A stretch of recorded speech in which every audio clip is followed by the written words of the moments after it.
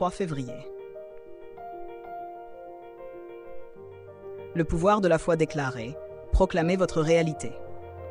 Jésus, prenant la parole, leur dit « Ayez foi en Dieu. Je vous le dis en vérité, si quelqu'un dit à cette montagne « Ôte-toi de là et jette-toi dans la mer », et s'il ne doute point en son cœur mais croit que ce qu'il dit arrive, il le verra s'accomplir. »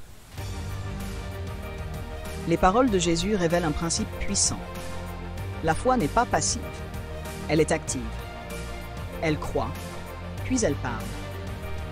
La vraie foi aligne nos paroles avec la parole de Dieu. Il ne s'agit pas seulement de croire en Dieu, mais aussi de croire en ce que Dieu dit de nous et de nos situations, puis de le déclarer avec audace. La foi donne une voix à la réalité invisible, appelant les choses qui ne sont point comme si elles étaient. Romains 4, 17. Cela signifie proclamer des paroles de guérison, de santé, de prospérité et de victoire, même lorsque nos circonstances actuelles semblent les contredire. 2 Corinthiens 4, verset 13 l'exprime parfaitement.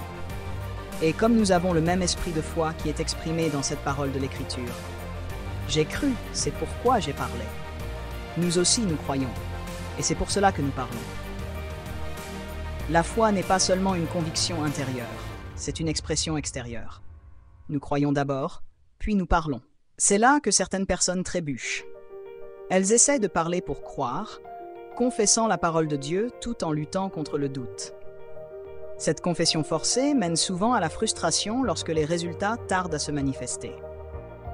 La véritable foi, cependant, parle à partir d'une conviction profonde et établie. L'exemple d'Abraham dans Genèse 17, 5 illustre cela magnifiquement. Dieu a déclaré qu'Abraham serait le père d'une multitude de nations, alors qu'il était encore sans enfants.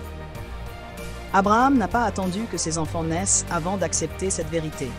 Il a immédiatement commencé à se nommer lui-même Abraham, père d'une multitude.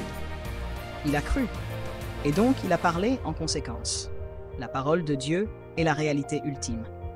Ce qu'il a dit sur vous est vrai, peu importe ce que vos circonstances, votre esprit ou même le diable essayent de vous faire croire.